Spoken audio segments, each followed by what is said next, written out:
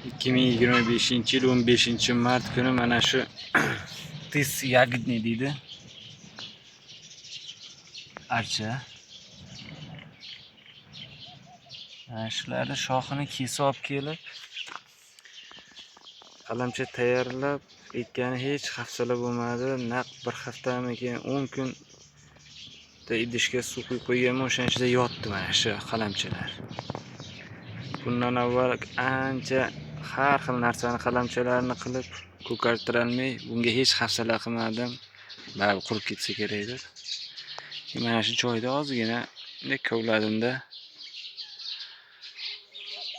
Shuni o'lgandi kunida endi tayyorlab qo'yganman.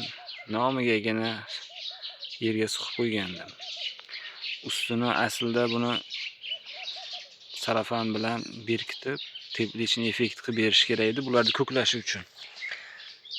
Archalar xvoyni deydi ruschasiga, nihoyatda ko'karishi qiyin. Shu paytgacha lekin hech bir yaxshi natija chiqara olmagandim ko'kartirib. Tashlaganga tosh tegmas deb endi buni ko'karib ketganini qarang. Hammasi chiroyli bo'ldi. Xudo xolasa yangi chiqaryapti, hammasida yangi shoxlari bor. Usti berkilmagan, lekin salqin joyi.